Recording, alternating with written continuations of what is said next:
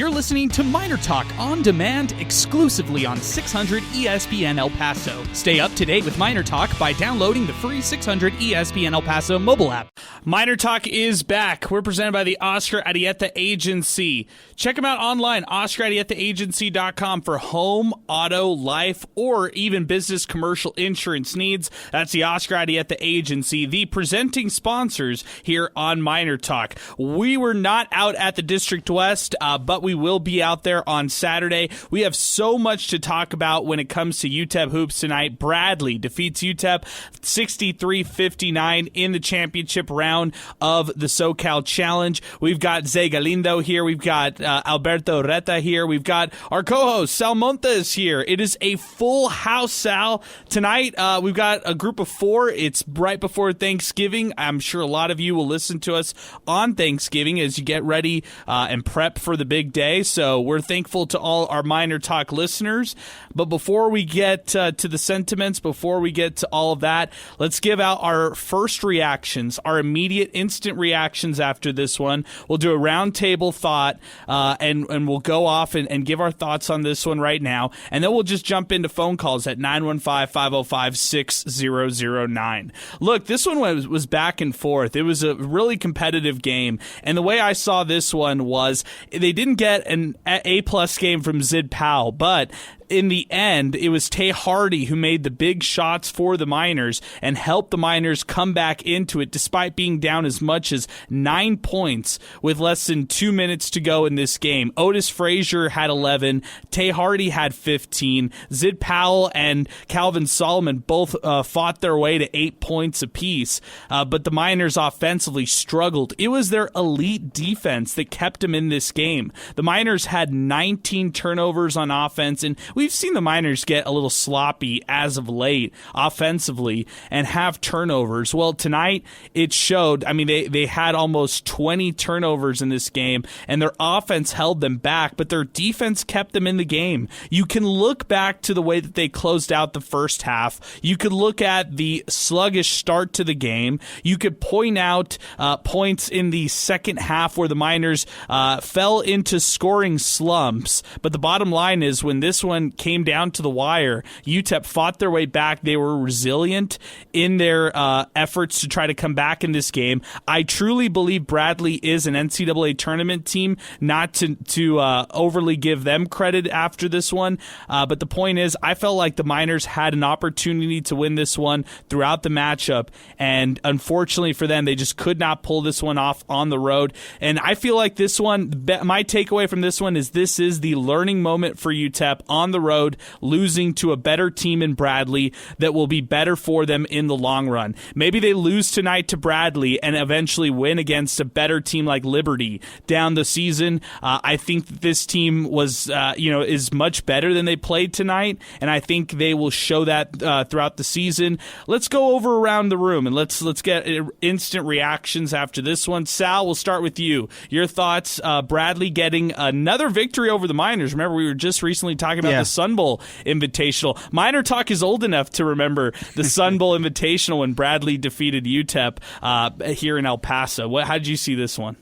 Yeah, I think we got to see Bradley's best rise to the occasion, all be the exception of one, that being Duke Dean, I should say, who I think UTEP did a really good job on. But guys were able to rise to the occasion pretty much all night for Bradley. They were quick to spots, especially on defense. Not allowing UTEP to get comfortable, and seeing how UTEP would adjust to that was going to be key. And I think but for the most part, the biggest difference in the game was that final 2 possessions in the first half where Bradley got turnovers and turned them into points, because really, what's 63 minus 59? It's 4, and they got 4 points there. Other than that, they were fairly even throughout the whole game. Yeah, it's a really good point, Sal. That end of the first half, we called it when it was happening, and it just felt like an absolute collapse by the UTEP offense. Alberto, let's go to you next. You give me your thoughts. Bradley defeats UTEP. Give me your instant takeaways after this one. Well, I like what I saw from the Miners. They had a lot of fight in them the whole game, but I just don't think that you can expect to beat such a good team like Bradley is, a team that's coming off of postseason success. you can't expect to beat them with 19 turnovers. You had a second half where you were stagnant offensively. Your guy like Calvin Solomon doesn't get his buckets of the second half until I think it was 2 minutes left in the fourth in the second half. So you can't have that. I think that the Miners need to be better offensively all around if they want to win, and they want to win these big games. This next game against Loyola Marymount is going to be crucial. They need to get hot. They need to go on long runs. That's what they didn't do in this game. Go on a long run long enough to get yourself back in this game. Yeah, I think there's another side to this. I'm accepting that UTEP didn't play well offensively, and that's why they lost this game. But I think you bring up a good point, Alberto. You kind of have to hold them accountable, too, and especially against zone defenses. When a defense like Bradley goes with a zone approach, UTEP tends to struggle. And for whatever reason, Joe Golding coached teams struggle against the zone offensively, and, it was evident in this game here. Zay, let's go to you. Your instant takeaways, your instant reactions after this game. Yeah, obviously a disappointing loss from UTEP, but this is a good Bradley team. They're going to be playing in March, no matter if it's the NIT, the NCAA tournament. They're going to be playing there, and UTEP was in it. They faced adversity, especially in that first half. There was times where I'm watching this game, I'm thinking this can get out of hand so quickly, right? But they really adjusted to how the flow of the game was going, and they really shut down Bradley offensively in that second half, right? They didn't even hit a single three, the Braves. So it's not a bad loss at all. Obviously, UTEP had their opportunities to win, and it's disappointing that they didn't, capitalize on them. But, I'm more looking at this as how are they going to respond to a loss like this? Is this going to, linger and it's going to hurt them later on in the season, or is this just going to be for the better? Like you said, is this going to be, the type of loss that UTEP can build on and say, hey, that Bradley loss prepared us for a win against Liberty? Or could it be a reality check? On the flip side of it, we have to just throw out that possibility. Could it be a reality check that UTEP is better, right? We can all see it. I think everybody across college hoops who's watched this team right now understands UTEP is a much better team in 2023-24 than they were last year in 22-23. So I would say that they are improved for sure, but maybe we look back on this game as well and think, oh no, was this a reality check as far as where UTEP is? They're not quite an NCAA tournament team yet like Bradley, and they're almost there. They can compete with them, but they're not there yet. So it's going to go one of two ways. It could catapult them forward or maybe be a reality check as to where they are as a team and as a program. Our telephone number here to get started, 915-505-6009. First up on the program, we got a friend of the program, Benjamin Kaplowitz, who was on location. He was actually at the game at the SoCal Challenge watching the championship round of UTEP and Bradley. Benjamin, it's great to talk to you over the phone. Give me your instant reactions after this game. I think we could have won the game if Zid Powell played a little better. I saw him stretching on the sideline.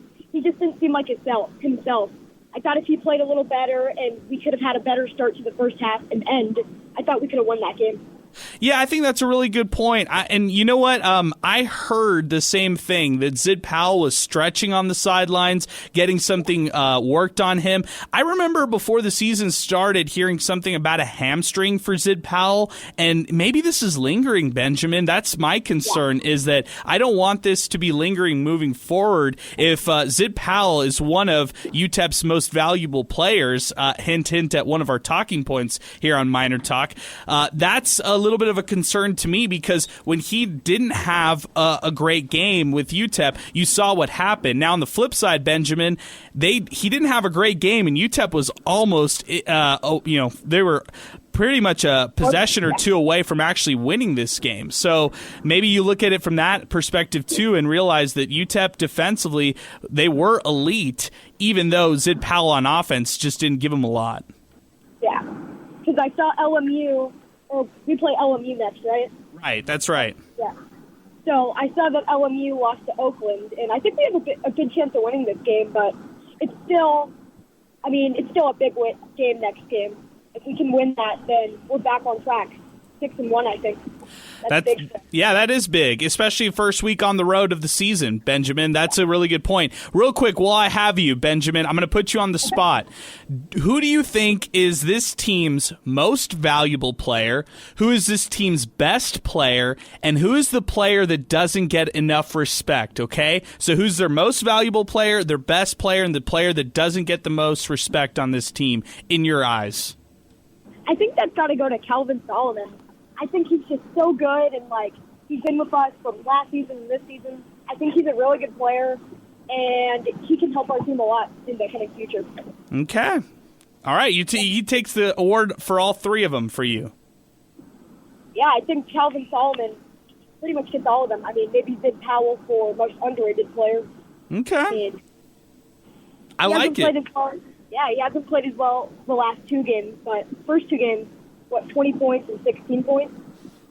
Man, you know your UTEP hoops, Benjamin. Good stuff, man. I appreciate the phone call. Appreciate you chiming in all the way out on the West Coast. Safe travels back home to El Paso, and I appreciate you weighing in here as we continue.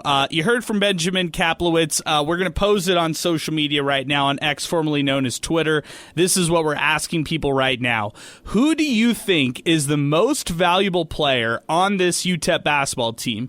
Who is the best player? And then who is the player that doesn't get enough respect on UTEP? Respond to us, 600 ESPN El Paso on social media, or give us a call, 915-505-6009. More on this game here, guys. The Miners have 19 turnovers, and they force 15 defensively. That just goes to show you what they do defensively to stay in this game. But offensively, that's where I'm pointing fingers at guys. I mean, look, Sid Powell in this game, 2 for 10 from the field, 8 points. He had 5 rebounds. He still contributed in a big way, but he did have 5 turnovers. So while he had peaks, he also had valleys in this game. Love the thunderous dunk by Zid Powell in this game. Tay Hardy, 15 points, but he was 5 of 12 from the field. He made 3 of 6 from beyond the arc, and he also grabbed 5 rebounds along with 3 steals in 33 minutes of action.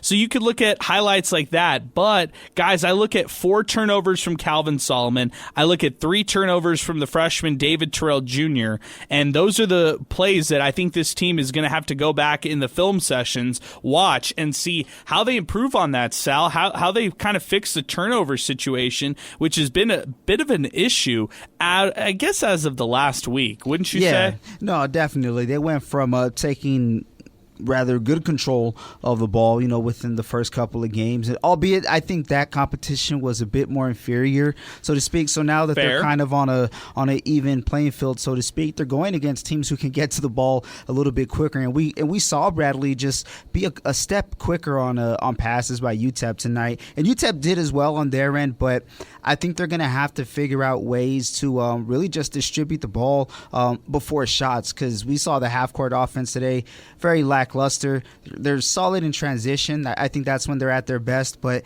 I think they got to figure out the passing situation, because they got guys who can finish. It's just, can they have a good look? And it was trouble tonight. 7 turnovers against UC Santa Barbara, 21 against Austin P, 13 against Cal, and then 19 tonight against Bradley. Alberto, you're concerned on this or no? A little bit. I think that just playing off of what you said, I think the 5 turnovers from Zid Powell, that's just really what alarms me the most, I guess. It's just, as I was telling you pregame, is just I think that this team is going to it banks on him. It needs him to play really well. I think that if we get him going, get Calvin Solomon going, and you get Tay Hardy going, then this team is going to have a lot of success, because you'd have to guard all 3 guys. UTEP needs him to distribute the cheese a lot better, and today it was just a really ugly look, So that's how you see it, right? It's not necessarily on the flip side with the turnovers. Zay, do you see anything differently? Yeah, no, I think, these are things that can be fixed, especially now that you have, film against really, good teams, right? You can go back and you can see where you went wrong, and these are things that can be fixed, and they have to be fixed if UTEP wants to be a contender.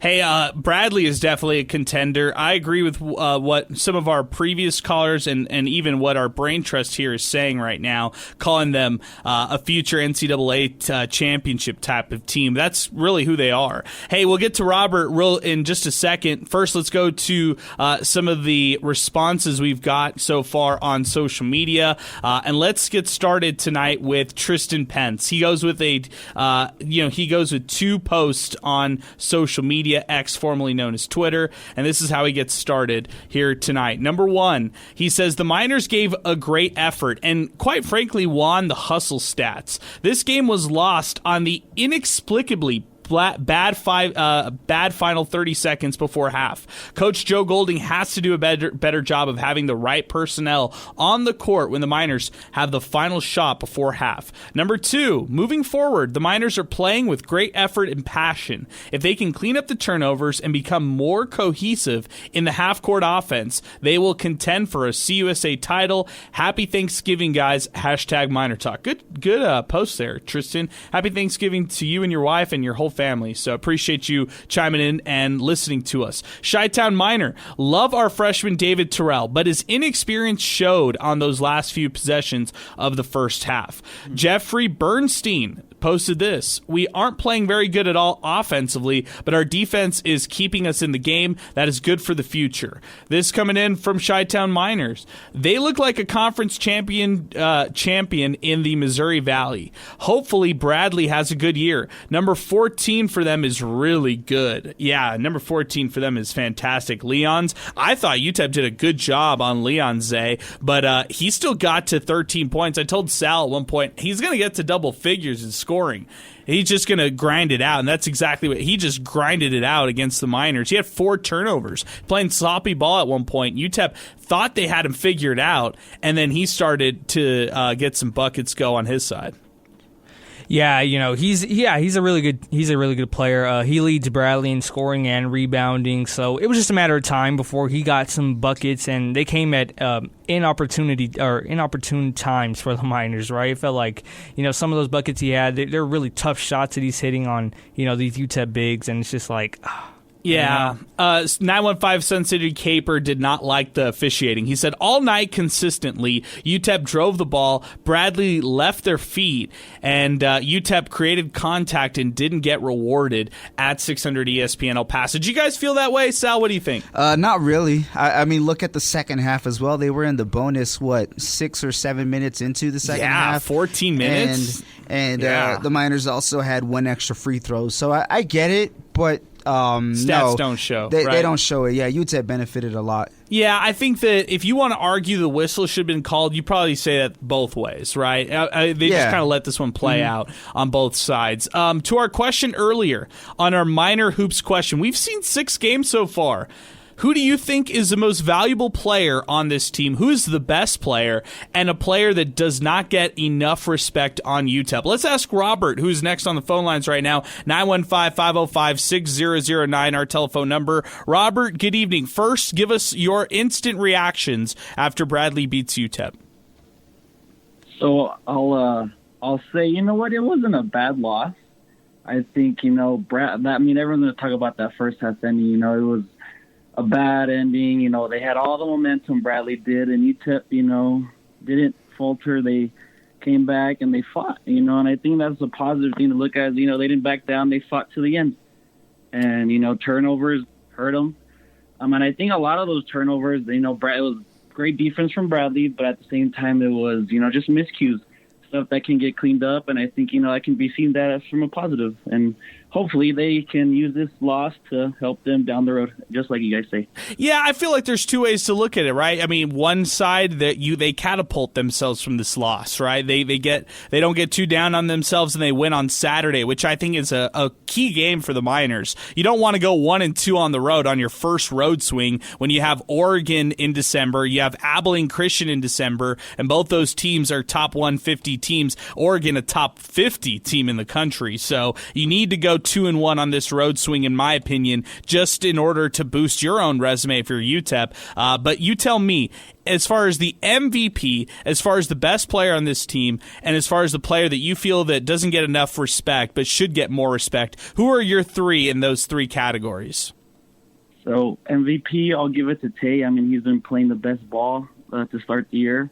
Best player, I still think it's Zid. I just think the way he plays the game, he's just dominant. And then an under the radar pick, I would say, would be Kevin Kalu. I think this little tournament, he's been playing. He played a real solid ball down low. You know, he had a big task against AMAC, against in the Cal game, yes. And he held his own.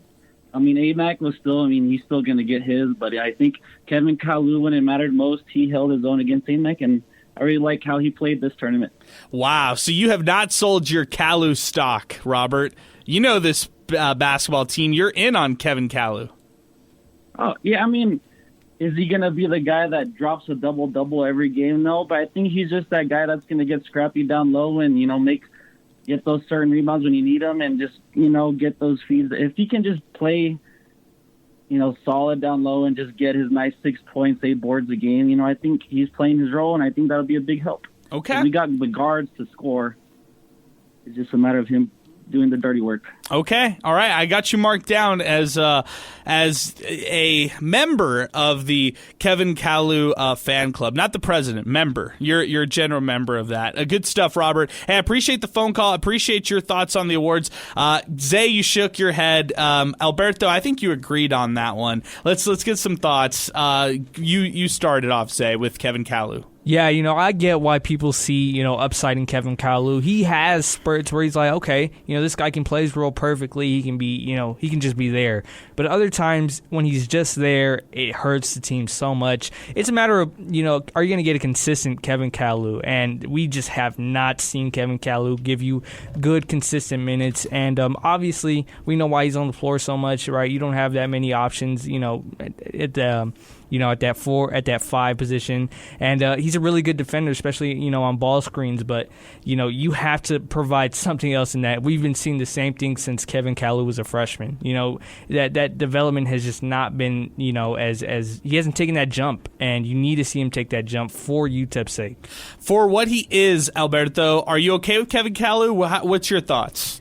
I'm just not ready to give up on him. I think that we have him on a really short leash, or we want him to be on a shorter leash. But, today he had 7 boards, so he led the team in boards. I think that the team, we can't give up on him. Like Zay was saying, we just don't have too many. The team doesn't have too many options, So they need to figure out what to do if they're going to give up on him, which I wouldn't suggest. I'd rather see him develop into the later stages of the season, So I think he could play a lot better, but we'll see what happens. I know we were talking about the stretch that UTEP's about to go on, and these next couple games are kind of important. Sal, I'm going to give you over-unders, okay? And then I want to get your full Kevin Kalu thoughts, because I think you and I have been, Zay was bringing up inconsistent, the word inconsistent. I think you and I have been the most consistent when it comes to talking about Kevin Kalu, okay? Over-under 50 games that Kevin Kalu has played in his college career. Over-under.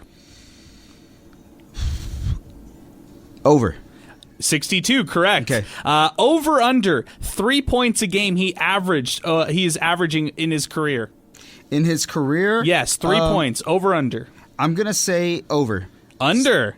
2.9 points per game for Kevin Kalu. Wait, 2.9. Because he has 4.8 this year, and that doesn't count today. Correct. I'm calling career. I'm saying like, his career average point per game. Okay. Okay, I see why it's under 2. Okay. Or 3. Yeah, exactly. So then, all right, let's go. How many total rebounds a game that he has in his career? Not this year specifically. What he's averaging this year in his career as a rebounder. Are we talking over under 4 rebounds a game? Oh, under.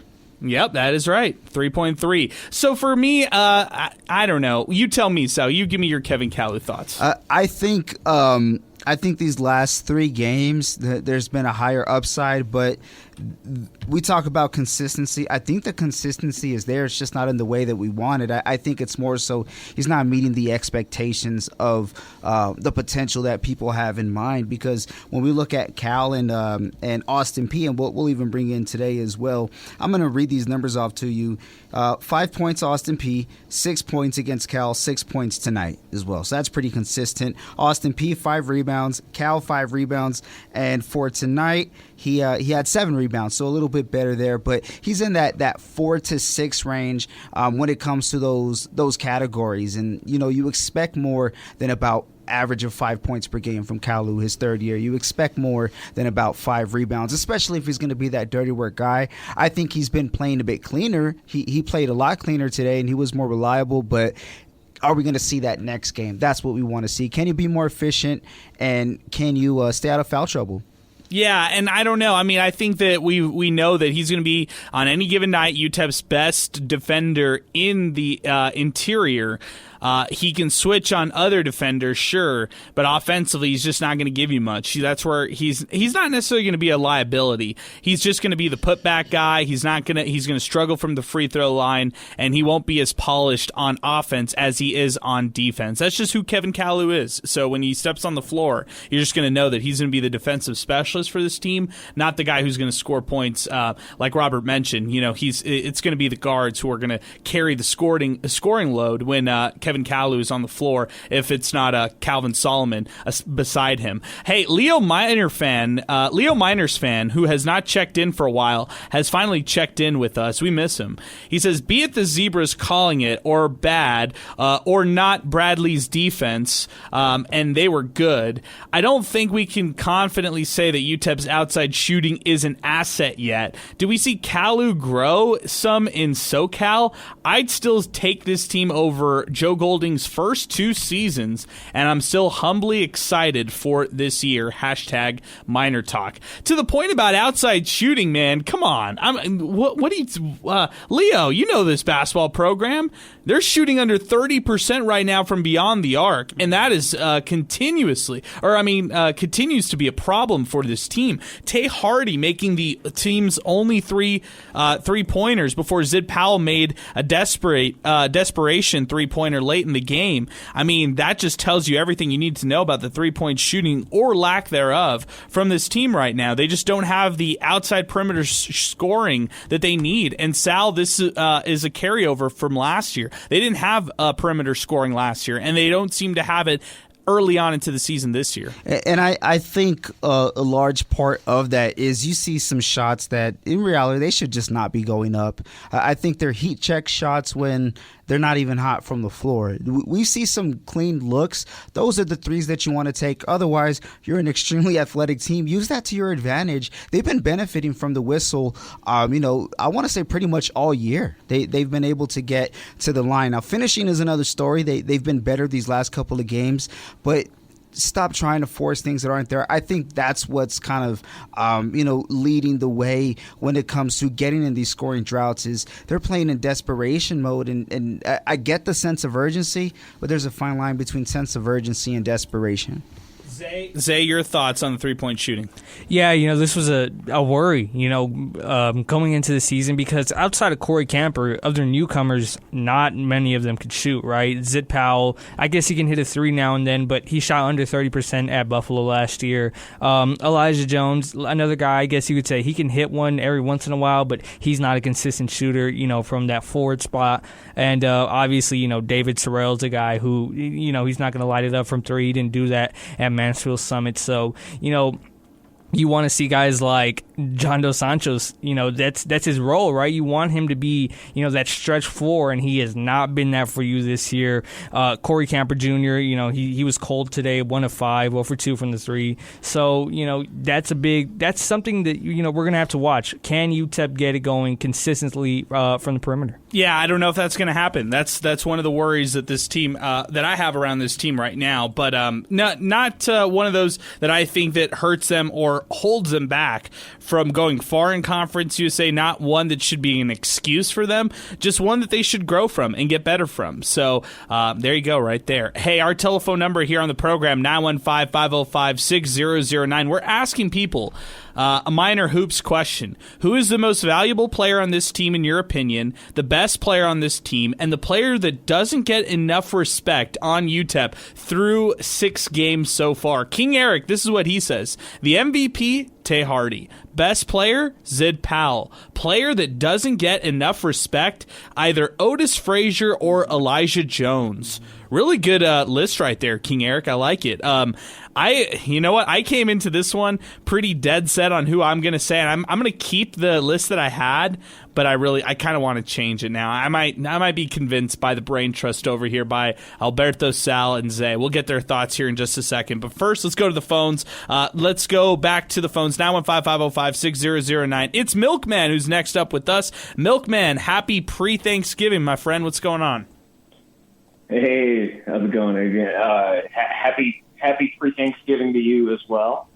So I got to ask, on Monday night, I was watching the game and I had to work the next day, so I watched it in bed without waking up my wife, and I loved watching the game, but I got to ask you, did you have a MinerTalk at 2 in the morning? No. Admittedly, we didn't, Milkman. You would have been listening to us. Come on, you would have been the first one who would have listened to us, and you probably would have crawled out of bed and actually called in. I know. I was like, I cannot believe I'm still up watching this, but it was phenomenal to see that win on Monday. I gotta say, even with the loss, I'm not that disappointed. The Miners, they definitely showed heart. You can't fault them when they're showing heart the whole way through, and still had a chance to win, at multiple points in the game. They just couldn't get it done, unlike, some of the other games we've seen the last few. I'm excited for the season because, they're, like I said, they didn't show up and just, lay an egg. They looked good. They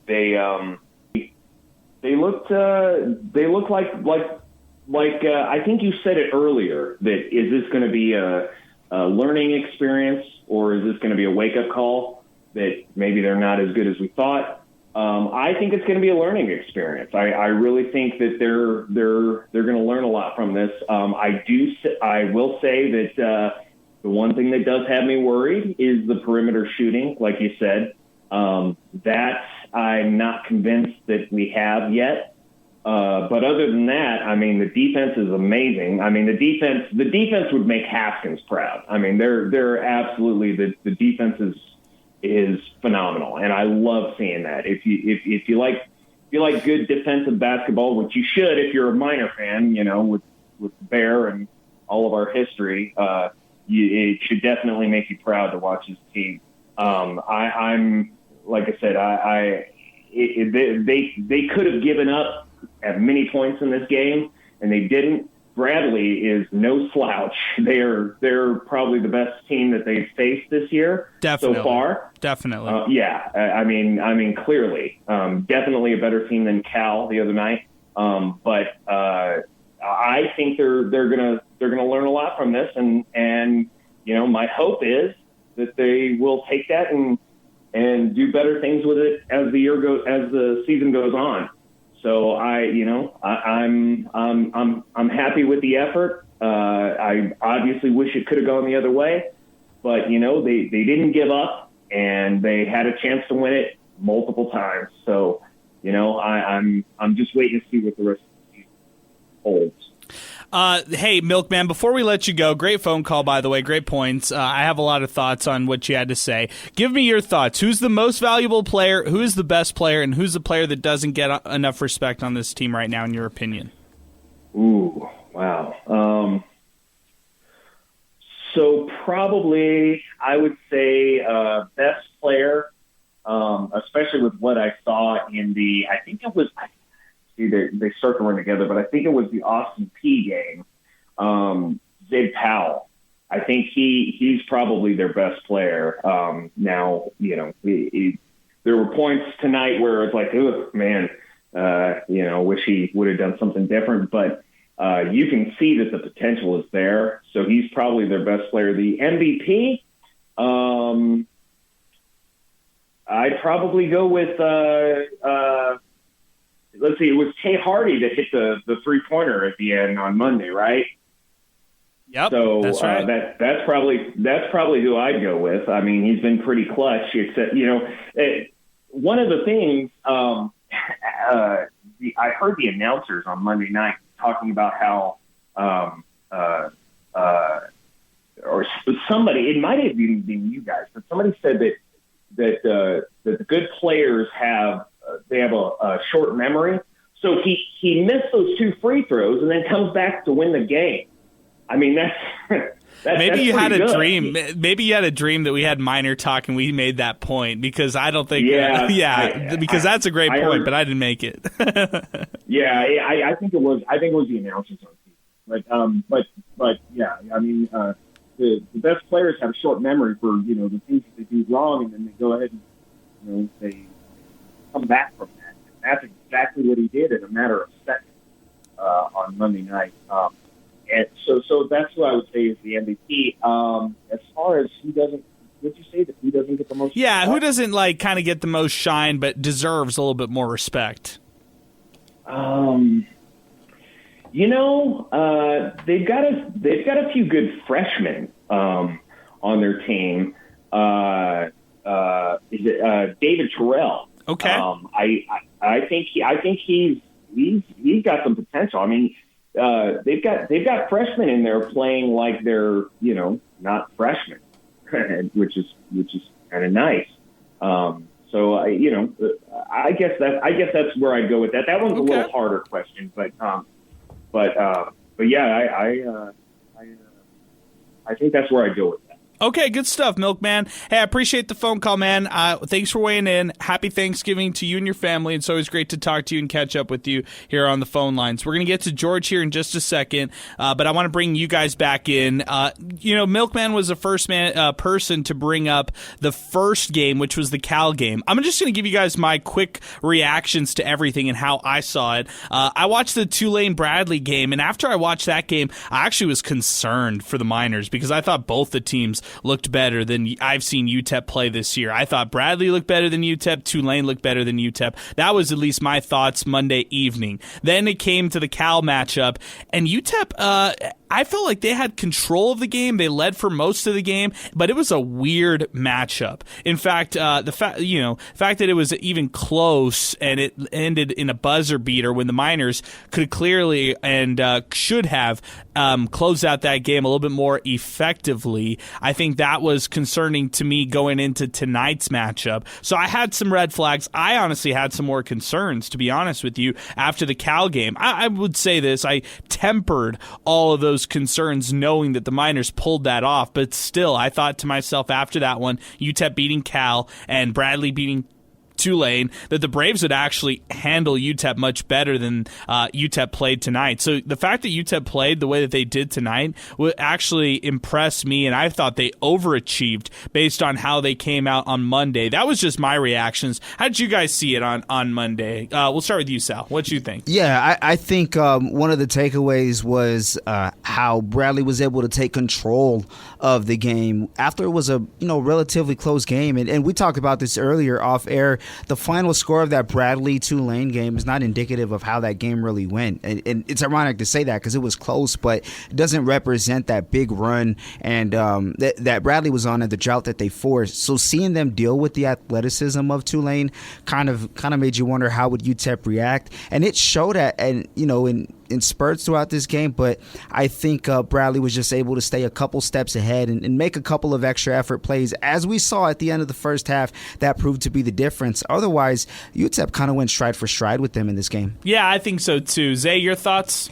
Yeah, I'm gonna go not against what you said, but in that Cal game, I had a lot of. It was a win for me, right? There were obviously some concerns that I had, but the biggest thing for me was UTEP won that game, and last year UTEP would not have won. I agree. Right? It would have gone to with that. overtime, and they would have just fell apart. There was no, and for them to go down the court, stay calm in transition, I guess you can call it, and hit that shot. I mean, it was good for me because now I know UTEP can win those close games, and we saw last year UTEP was not winning close games. That's a really good way of looking at it. And I took that into account as well. I thought Golding had a great quote for Monday's game. He said this: anyone who wants to be the hero and take the last shot, it would have been easy for Zid to drive it or shoot it himself, but he makes the right pass, hits Tay, and the shot goes in. I think that sums up everything we've been talking about. When you get wins like this, tough, gritty wins, that's when the belief happens. I thought that was a great quote by him, and I think that sums up what you were saying there, Zay. So maybe you just brush aside the entire game and you look at that final possession and realize, hey, that's a reflection of where this team's at right now. They make the last shot, they win the game, and they stay calm, cool, and composed throughout all of that. Let's go to you, Alberto. What did you think of that one Monday? What were your reactions? Tulane, Bradley, and then UTEP. I was just surprised. I didn't watch the Bradley-Tulane game. Okay. I just saw the result, but Sal was telling me that the score doesn't really tell you what happened. But as it pertains to the Cal UTEP game, I was just really surprised that Coach let it ride there at the last possession, didn't call a timeout or anything, didn't draw anything up, just let it ride, let him just let whatever happens happen. So I really liked that. And then obviously the ball distribution by Zid Powell, that was really cool. I didn't think he was going to pass it. I think a lot of us thought, he's going to take the last shot. But for him to pass it, that was neat. This game and last game are just nitty-gritty wins, like your nitty-gritty games. I think this game was a 2-possession game. Last game was a 1-possession game. So I think that UTEP's going to find themselves in a lot of games like this where it's going to go back and forth with guys. But I just, once again, the turnovers and missing a lot of threes. There was a lot of points in this game where it was like a 6-point game, a 5-point game, a 3-point game, and UTEP just couldn't come back from that. And it was just missing too many threes, and that's why I feel like it wasn't able to come back. But I like what I see so far from this Miner team. I think it's a lot of fight in them. Yeah, and I like what he mentioned right now about being up 3 points. And what I want to ask you guys, especially with this year's team, contrasted to a couple of other teams that Golding has had. What do you all think about being up by 3 points and the opponent has a chance to to tie it with a 3? Are you going Are you going to do the foul so that way you don't allow it, or do you play with that mindset? Hey, go out there and stop him. And I'm usually on the side of, hey, don't foul, play it to the end. I think it depends on whatever type of team they're going up against, whatever the mentality of that coach is. But what are your all thoughts? Yeah, it all depends on the philosophy. I have the NBA mentality and philosophy, and I'm a math guy when it comes to all this stuff. And I would want somebody else to make this decision on the team. If I was a head coach, I'd be like, hey, blame the math guy, blame the analytics guy. But I would do it. I would foul. Rodney Terry would foul too. He does that as well. Zay shook his head. He's not fouling. Yeah, especially not in that situation. I think in another situation, yeah, but UTEP had enough time to go down the court and take that 3 in the first.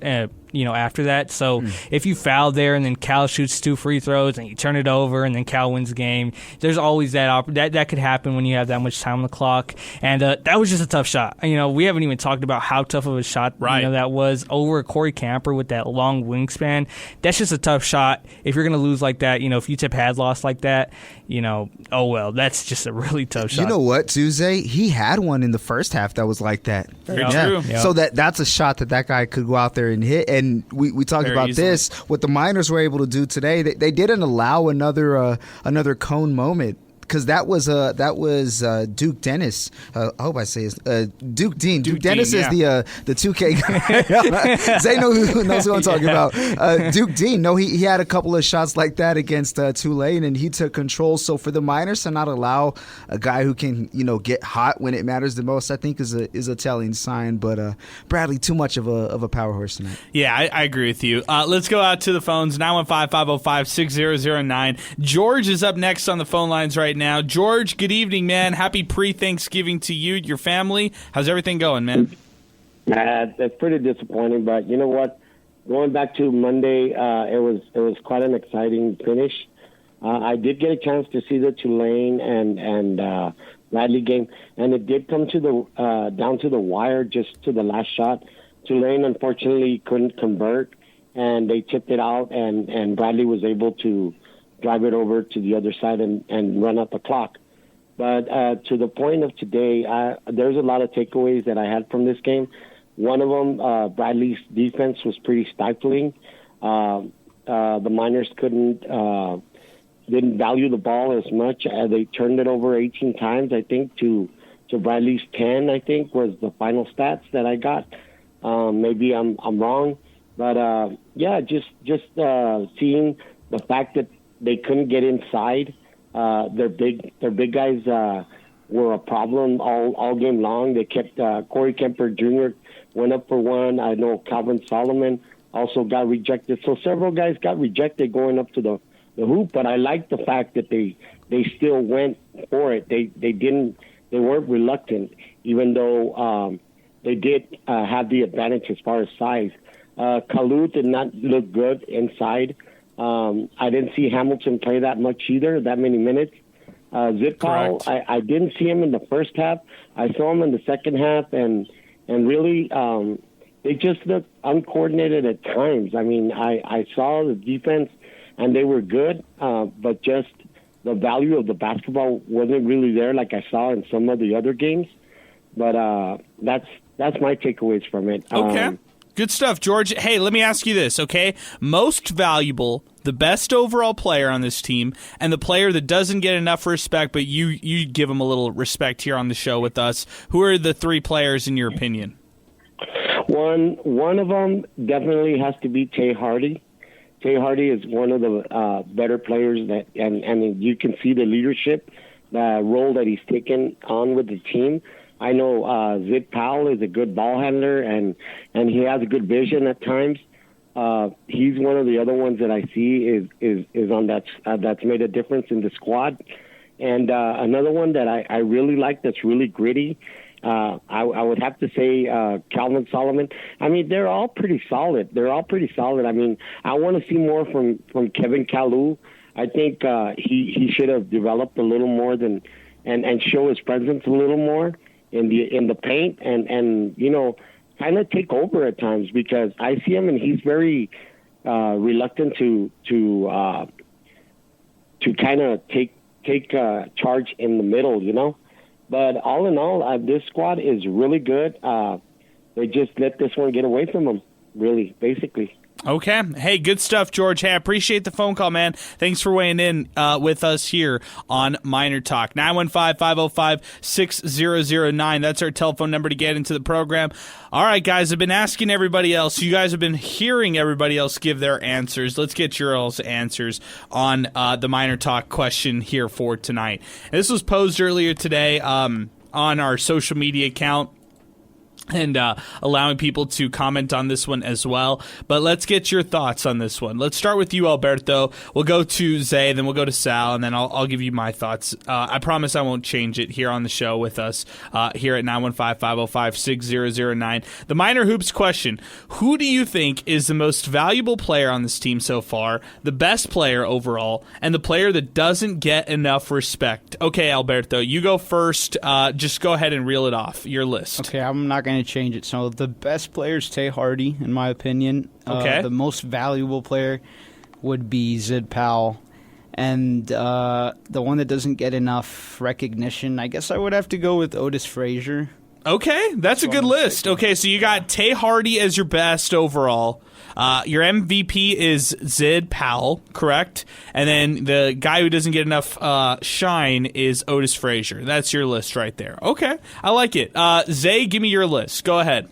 Yeah, my most valuable player is probably Tay Hardy. You know, he does so much for this team. Okay. Best player, you know, if I wanted to be different, I'd probably say Otis Frazier, because just what he brings defensively. Wow. He's so good. He's just so good. I watch him play. I don't even care that he went 4 for 10 today. He's just so good. And you know, if you have a good offensive night out of him, you know, for me, he's the best player on the court. But he hasn't really had that offensive breakthrough yet. So you know, Zid Powell is probably the best, most talented player on this team. And you know, the most underrated player, it's Otis Frazier. I was just talking about how good he is. To me, I mean, I just enjoy watching him so much. He's so fun to watch. Okay, so he takes 2 awards for you, Zay. Otis Frazier the third. I like it a lot. Sal, let's get your thoughts on this one because we've been asking a lot of people so far the Miner Hoops question. Yeah. Who do you think is the most valuable player, the best player, and then maybe the player that doesn't get enough respect on this team? I think the most valuable is going to be let me go Zid Powell. The reason I say Zid is because he had an off night and you saw what it meant. You saw the value of a poor Zid Powell performance. I think Hardy is reliable, and when I award Hardy one of these, which is going to be the underappreciated one, is because of what people were saying about him last year. Yeah, and just the improvement that he's had. So I think Tay Hardy's going to be one of your more reliable guys all year. And to that point, you don't have to have Tay Hardy to only score, maybe 8 points, 6 points a game for him to be valuable. No, that's totally not true. I think he's more than that. He's all over the floor. And for the best player, are you ready? I'm ready. Give me Elijah Jones. Okay, wow. Hose him down over here. Redshirt freshman Elijah Jones is your best player. Wow. Because when he's out there, you see a different type of just a different type of specimen, so to speak. I mean, I think he could pretty much do it all. And for him to have that type of that type of impact early on, when he's out there, you can trust him. You can. And I think that speaks a lot for him. You mentioned it, redshirt freshman. I think he has the highest ceiling out of everybody. Okay, all right. I like that. I like that take a lot. Zay, you had to be uncontrolled. You're sad that you didn't give that take. Yeah, I wasn't different enough. I was not different enough. I mean, no, Elijah Jones does have the highest ceiling on this team because, he's just a good athlete. He's like Jamari Sibley upgraded times 10. So, maybe later on in the season, if he gets more playing time, we can call him best player. But oh, man. I'd have to go against that for now. Yeah, let's pause 10 seconds. I need more than 10 seconds for station identification. You're listening to Miner Talk, brought to you by the Oscar Arieta Agency. We got 2 callers, Hunter and Jimmy, on deck next. More in a moment right here on 600 ESPN El Paso.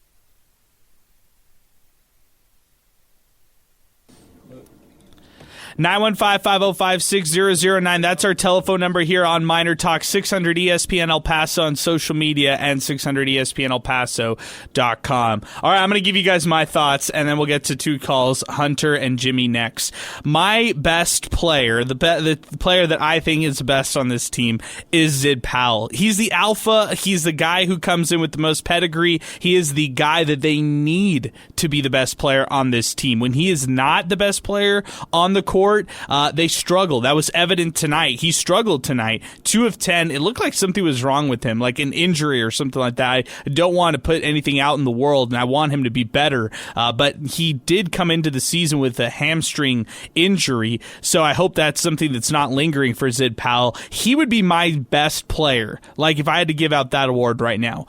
When I think about most valuable player, I start to get very technical thinking about it. The value that this player brings to the team, the value that this team really needs. And so this team, as it's built right now, they're deep in the backcourt. They've got guards that they can throw out there. They closed out the game against Cal with 5 guards in particular. My most valuable player on this team is Calvin Solomon.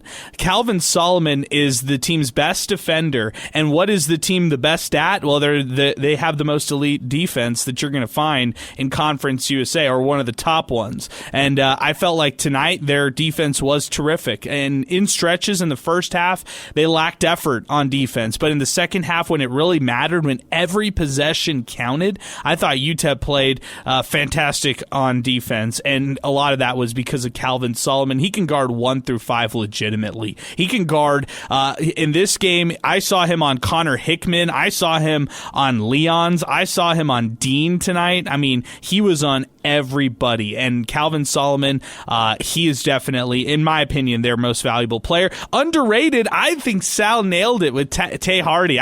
He was my vote coming into work today. I thought about it. I thought, in my head, Tay Hardy will never get the shine that he deserves. He's diving for that loose ball and then gets the bucket in transition. He's hitting the spot up threes, and that's a testament to all the work that he's putting in the gym. Tay Hardy is a great college basketball player. That's all I'm just going to say, and he's worked his way to get back to this point. He was once at a point that we thought he could get to like this, maybe at Southern Miss. Last year, he didn't have it, and I think people were very critical on this show about Tay Hardy, Sal, and he has proven a lot of the haters and a lot of the people wrong, including us. I didn't think he had this.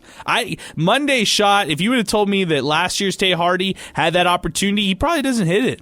This year's Tay Hardy is much better. He worked hard over the offseason, and he will never get enough respect for what he's been able to do to this team. So that's my thoughts. And you know what? To that point as well, Adrian, reliable. He led the Miners tonight with 15, and was a bit lackluster from the field. He had some heat check shots that were solid. They went in, but my favorite stat is the 0 turnovers. A guy who's out there and let's be real, majority of the time he's effective when he has the ball, but no turnovers when he had the ball tonight, in a night where the Miners were just poor at taking care of the ball in general. So I think that was huge.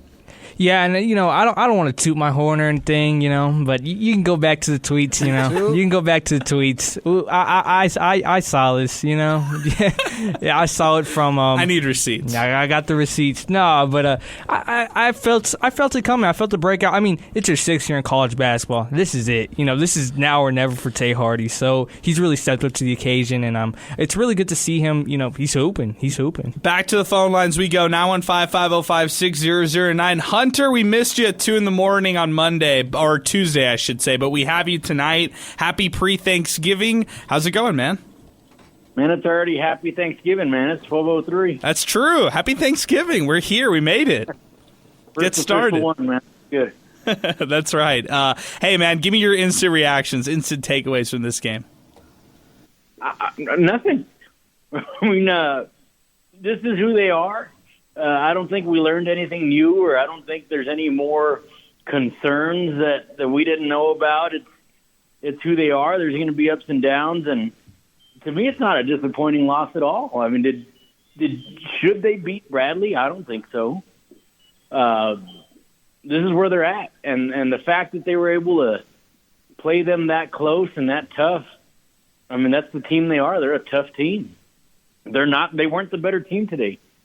And they held in it.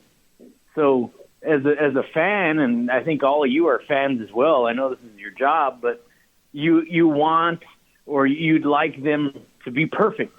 And I want them to win every game. I really wish that would happen, but even their national title team didn't win. That doesn't happen. So you could have the best of teams. You're not going to go out there and outperform your opponent every night. It's just not going to happen. So I'm not disappointed in the least. They went out and fought hard. There's areas that they need to improve, but Joe Golding hit it right on the head in his post-game interview. He knows exactly where they need to get better. I hope they'll improve on that. And when they do, they'll be a very tough team. Man. Nobody's going to blow them out of the gym. It's just not going to happen. I don't care who they're playing. They'll make it an ugly game if they have to, and they'll battle anybody. So this is who they are, and I don't mind it at all. I'm one of the biggest Kevin Kalu supporters. You're the president of the fan club. We talked about Robert, who's a general member of that group. You're the president of the fan club, my friend. Well, I'll tell you this, and it's in regards to him, Hamilton, and their three-point shooting. There's a reason that they don't have a good big man scoring any points down low. Their style of play and their offense isn't conducive to a big man being successful. It's simple. And their style and the way they run an offense is also not conducive to a high three-point shooting percentage team, because there's never plays designed for the three. It's not coming from good passes and within rhythm. Their open threes that come off a pass are typically in a fast break type situation or where there's an advantage, a 4-on-3 or someone drives and they kick it out. But other than that, there is no structure in order for them to get a good within rhythm shot. And there's a lot of poor decisions that they shoot. And a lot of shots are put up that only a shooter should shoot. Only if you're a shooter, hey, put it up anytime you want. You don't have to be within rhythm. It doesn't have to come within the offense. But we don't have anyone like that on this team, and they still throw it up like that. So another thing is Hamilton's got some of the best footwork of any big man I've seen here since he's nowhere and don't blows out of proportion. He's no Derek Carrick. But he's got great footwork like a character, or great footwork like a Brandon Wolfram, even, especially as a young man.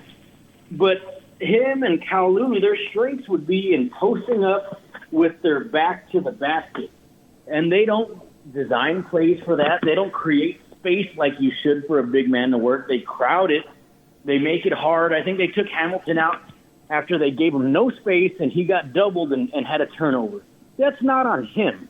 That's on the team. You always get away from the big man, and they crowd him, and they don't give him space to work. So neither one's going to be successful and score 15 a night. Their offense isn't conducive for that. So I think it's unfair to judge Kalu or him on how many points they score. Now, where I judge Kalu is, okay, you don't get that space, and okay, you're not scoring 15 a night. Go grab 15 boards. Because all that is effort. And he's not that monster down low that he should be. So that's where I judge him, not on offense, because their offense is not set up for a big man to be successful. Their offense is set up for someone to drive and get to the basket on their own or dish out. And you will not have a big man scoring a lot of points. It is what it is. Not on them. The real quick on the Kevin Kalu thought, Colton Cole was really successful for Abilene Christian in Joe Golding's final year. So it's not like in this system it's never happened. It has happened in his system. It's a different system. What system did he run at Abilene Christian? He ran a high-low. They don't run a high-low right now. Well, what's their system? Because I don't really think that there's much. I mean, and identity wise, they love to play in transition. They love to draw contact. They love to run through their guards. But it's not like a half court offense that you're going to be telling your grandkids about. Yeah, exactly. But in Abilene Christian, he ran a high-low. He's not running that here. So it's not apple to apple. You can't make that comparison. Yeah, and it's personnel. It's the personnel that he has, players he has. I could see that. Yeah, he's adapted, which you got to give Golden credit for. I mean, we have a heck of a coach here, and I don't think we give him enough credit yet. Your little I hate the questions you all pose, by the way, but your little question, I think the most underrated, Joe Golding. I like it. Okay. You don't like the gimmicky questions, huh? No. Who's the most valuable player? Who's the best player?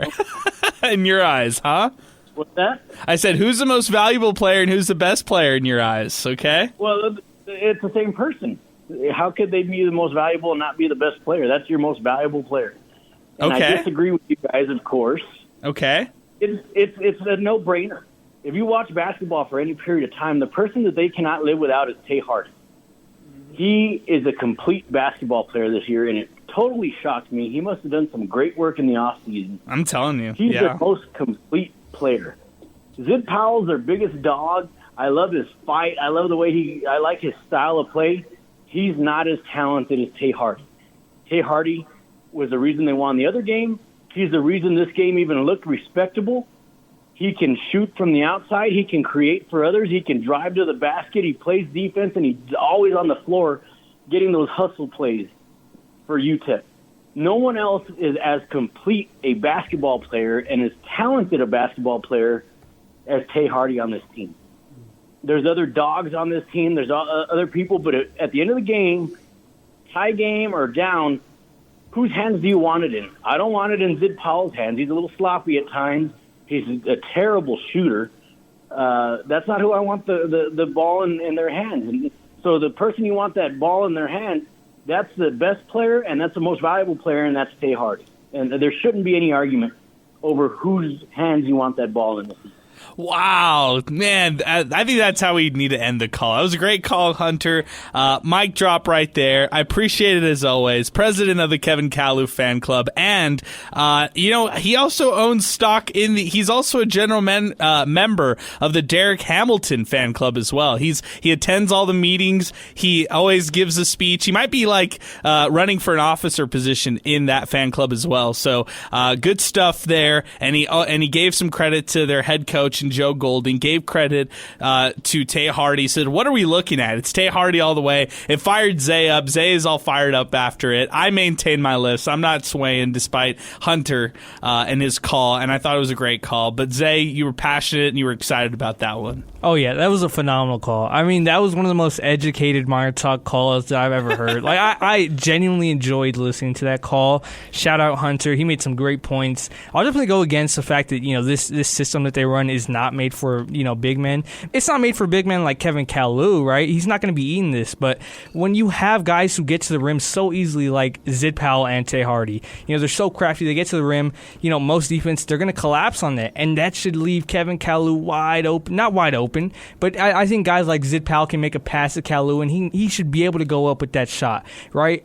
I'd say if Zarek Onyema is on this team, he's averaging 14 points per game, right? And that's my opinion. I think, he'd be eating. He was eating last year with Shamar Givens. He'd be eating this year. So, other than that, I think that was a phenomenal call. I think, and to Zay's point right now, them being able to attack and dish it to a big man, it's been there. It's just how many times has the ball bounced out the hands, to the guy who's attacking numerous times. So they cleaned that up. That's an extra, 4 to 6 points a game. They lose this game by 4 points. It could help to be a difference down the road.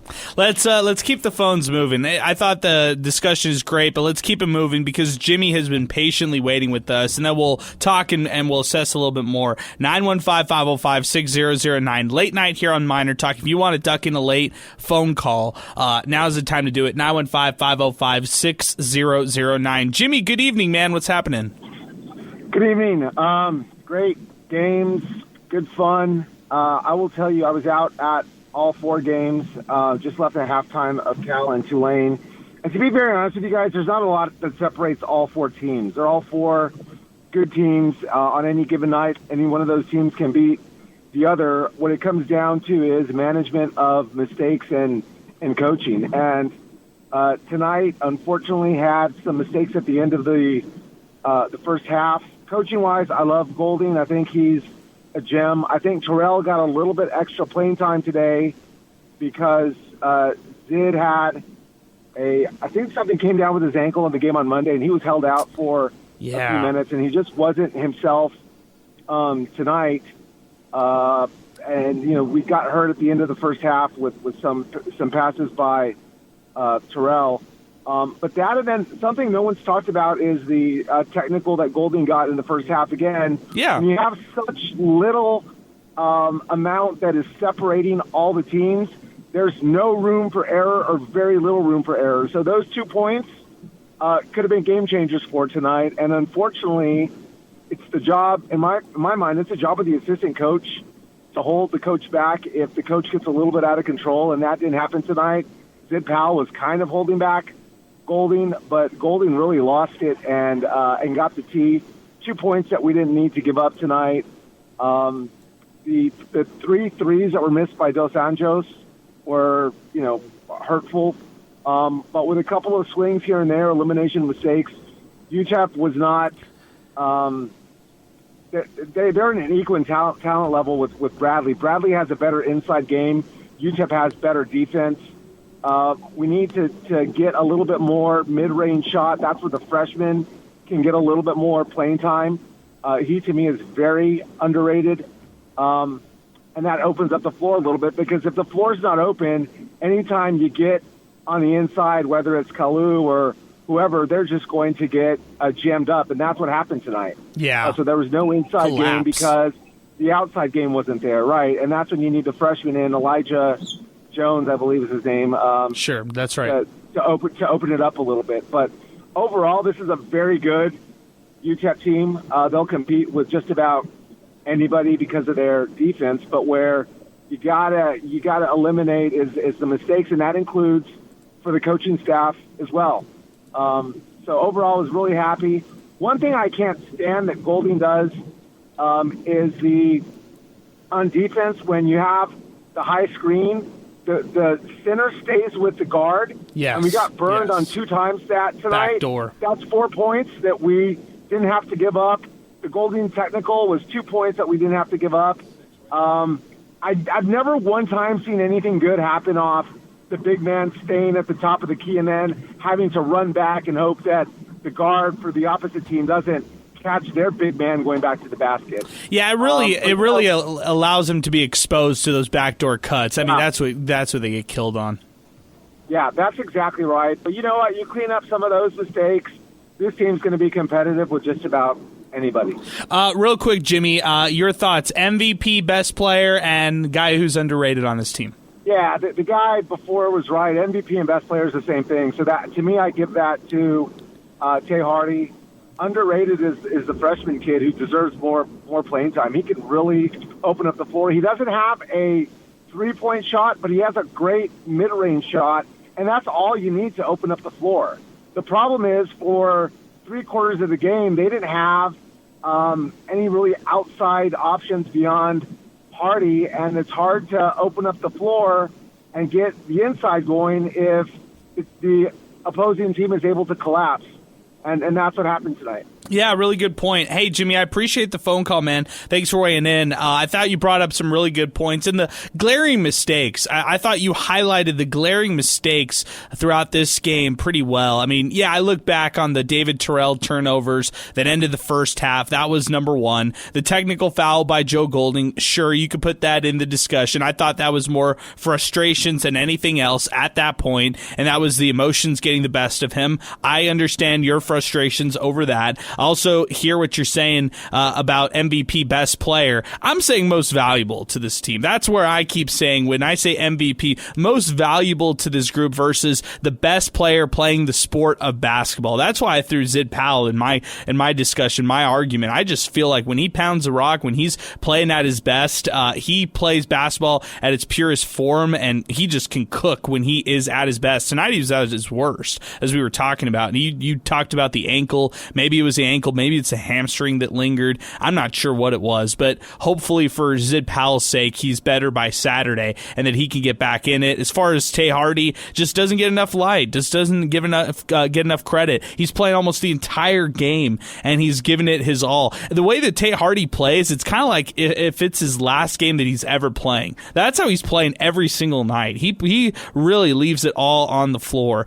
Joe Golding talked about his leadership, how it will be tested over these next few days, and how keeping this team locked in ahead of Loyola Marymount will be key. And I agree with that. I mean, when it comes to this group, it's on Tay Hardy. He is the seasoned vet with this group, along with Calvin Solomon. It's up to guys like he and Solomon and Otis Frazier to rally this team together and get them ready for Loyola Marymount. So we'll see how it goes moving forward. Collapsing on defense, yeah, you talked about it right there. Every time UTEP, they were in the bonus at the 14-minute mark, and every time they try to drive it in, the inside would absolutely collapse, and the Miners just could not draw the contact to where they got to the free throw line, and also the refs were just not calling it on both sides, as far as they were just letting it play. And so, yes, I think it was an evenly matched game. I went into it thinking Bradley was the better team, and now I left this game thinking, man, I mean, UTEP went toe-to-toe with them, and they didn't have the best game from some of their go-to guys like Zid Powell and like Calvin Solomon. But nonetheless, here we go. 915-505-6009. That's our telephone number to weigh in on the show. 600 ESPN El Paso everywhere online, and 600 ESPNElPaso.com. Let's go to Pinky. Or actually, let's go to Esteban. Esteban says, avoid 3-part questions, especially this late at night. Oh, man, I'm sorry, Esteban. I'm really making you upset. A lot of the things that you're saying at me is making you upset. So, Esteban, Thanksgiving right around the corner. Just be thankful that we're almost done here on Miner Talk for your sake, so you don't have to listen to us any much longer. Pinky checks in. He says, lesson learned, I hope. Hashtag Miner Talk. He also said, happy, safe Thanksgiving to 600 ESPN El Paso staff and Minerlandia. Like I've said, Miner fans are so dedicated and knowledgeable. Just listening tonight, hashtag Miner Talk. Yeah, I agree with you, man. We've been getting some great phone calls like Hunter and like Jimmy here for sure. And even going back to our first caller, Benjamin Kaplowitz, killed it from earlier today. He knew a lot about this UTEP basketball team, and I've seen him out at some of these games before, and he's a big fan himself. So there you go. Good stuff. King Eric chimes in. John and Steve Yellen summed it up perfectly. When you end and start a half badly, it's pretty hard. It's a pretty hard hole to climb out of. In this case, going into halftime, the Miners ended horribly. Simply put, they started too late and ran out of time. That's coming from King Eric here on the show. Pinky also said, still need that zone breaker from the outside. Maybe that's Baylor Heb, and they didn't have him eligible this year, Zay. Do you think that was the missing key? We talked about perimeter shooting. Maybe Baylor Heb was the guy, and he just wasn't eligible this year.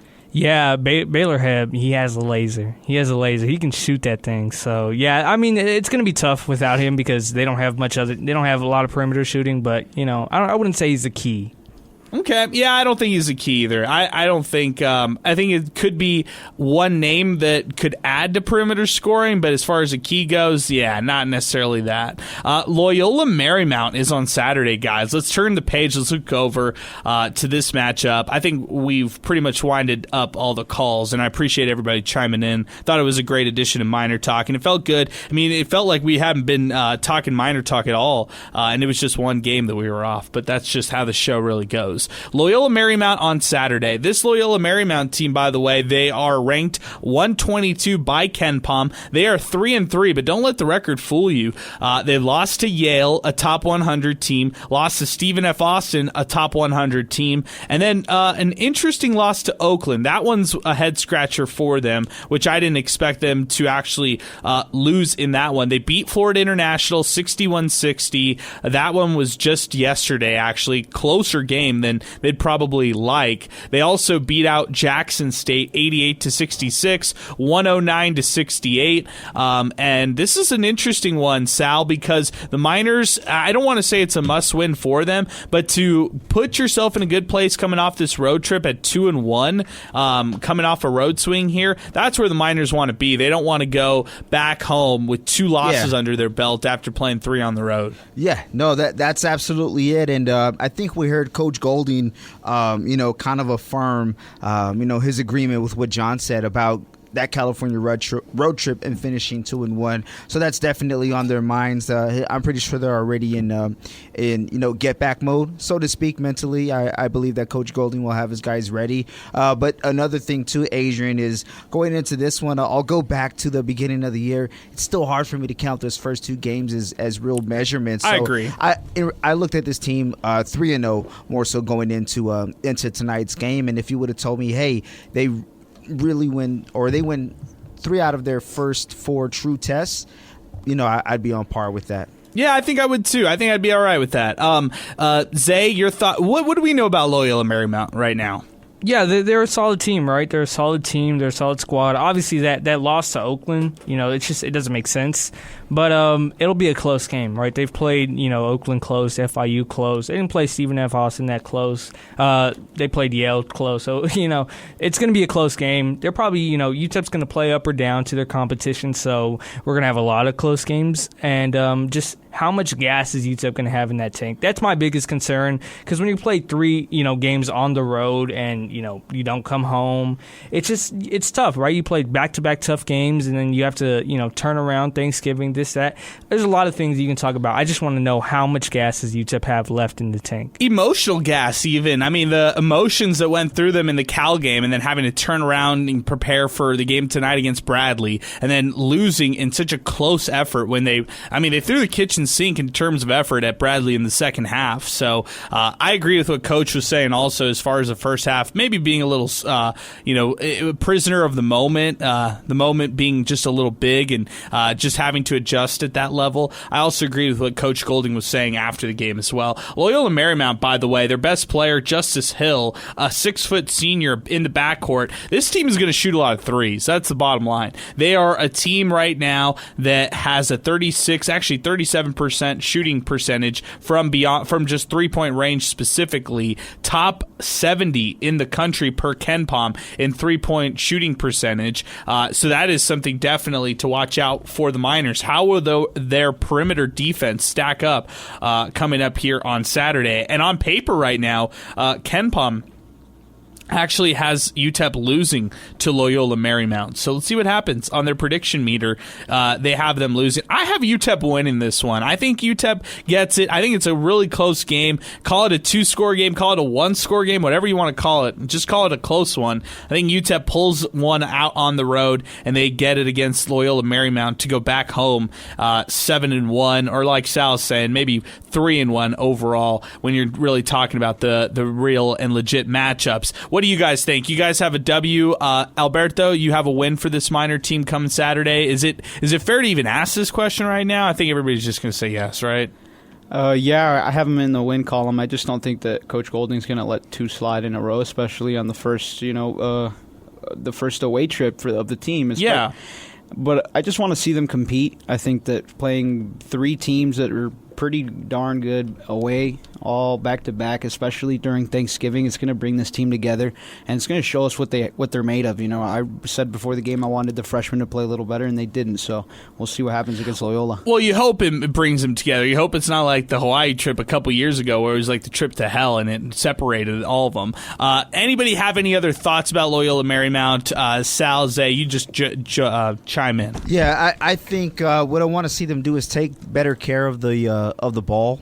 Don't give the opposition, whoever it is, any opportunity to get unwarranted points. I think in defense, they're likely going to win that matchup, but when they're a couple steps behind the offense because they're already on the move after not taking care of the ball, that's going to hurt them no matter who they're playing. So I just want to see that, and then also too,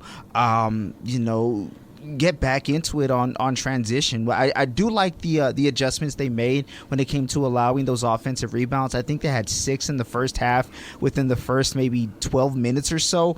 And looking at the numbers here for Bradley, they finished with 9. So not many offensive rebounds did they allow, but they got offensive rebounds themselves, which helped them out. But you don't have to rely on that if you take care of the ball. So that's really what I'm looking forward to. Yeah, I want to see how they kind of clean up the turnovers as well. I think that's a big thing. Hey, from tonight, our player of the game, this is brought to you by Timothy Cantrell Realty.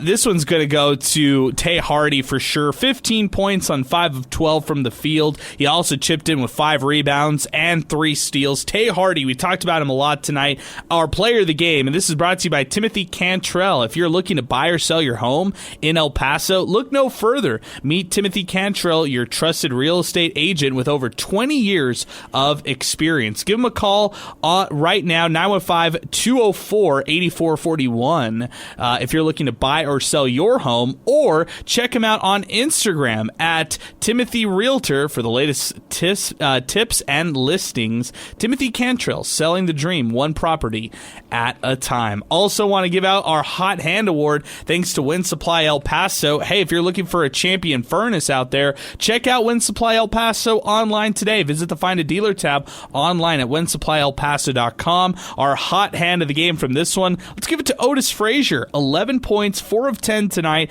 but was all over the place defensively. Really helped the team out. Chipped in with 3 rebounds as well and 2 assists in 23 minutes of action. Otis Frazier III winning the Hot Hand Award. And by the way, he kills it in the Wind Supply El Paso commercial. So next time you're watching TV, you see Wind Supply El Paso pop up on your screen, you might see Otis Frazier, the winner of the Hot Hand Award, pop up on your television screen. I love his acting in that one, by the way, guys. Did a really good job there. Hey, as we wind it up and as we turn the page, look over to Saturday, this one's coming right. Oh, Zay, actually, I almost forgot. I need to ask you, give me your 90-second 30-second thought on UTEP women's basketball. The rough loss to Lamar, 2 straight, road losses, and they just need to be better. They need to be better. There's just not, the development that you need out of your returners and Aaron Wilson, Mari Petrie. More on Mari Petrie. She's had her struggles so far, especially offensively, and she does look a little, a step behind defensively. I think the whole team, they look a little step behind defensively, which I'm sure Keith Adams can fix that. But offensively, that's where it's a little scary. So, tough loss to Lamar. They're back at it tomorrow. I'm not sure who they play, but whoever it is, they need to get a win. You can't afford to lose 3 straight, especially early in the season. Programming note: Saturday we will be live out at the District West 3233 before the UTEP football game, and then we will be back after the UTEP basketball game. So it's gonna be a long day. KLAQ 95.5, our partner station, will have UTEP football versus Liberty. They take on the number 22 team in the country, and then men's basketball plays at 5:00 here local time. We'll have MinerTalk afterward after the basketball matchup. Sal, you be the predictor. Look in your crystal ball. Do we lead the show talking basketball, or do we lead the show talking football on Saturday? And I think you can catch my drift of where I'm going for football. I think no matter how well one team performs, and I have my mind made up on who the talk is going to be about the other one. I think it's football. I think it's going to be a football-dominated Miner Talk, more so to speak. I'll say this. If it was UTEP Bradley after UTEP Liberty, so to speak, I think, UTEP Bradley would probably be a higher topic of discussion. But I think they have the upper hand against Loyola Marymount. And for football, there's a lot more questions can be asked knowing that the season's over. So to speak. All right. I love it. Hey, our broadcast is brought to you by the Oscar Arieta Agency. Thanks. Happy Thanksgiving to all our staff here. Happy Thanksgiving to Zay, to Alberto, to Sal Montes. Happy Thanksgiving to all our listeners out there. Hope they have a wonderful holiday break. We'll be back in action in 2 days from today. Actually, a day and a half from today, I should say. UTEP falls in the championship round of the SoCal Challenge. Bradley defeats them 63-59 here as we close it out. For Sal, for Alberto, for Zay, I'm Adrian Broadus saying so long, and thanks for listening to Miner Talk, presented by the Oscar Arieta Agency right here on 600 ESPN El Paso.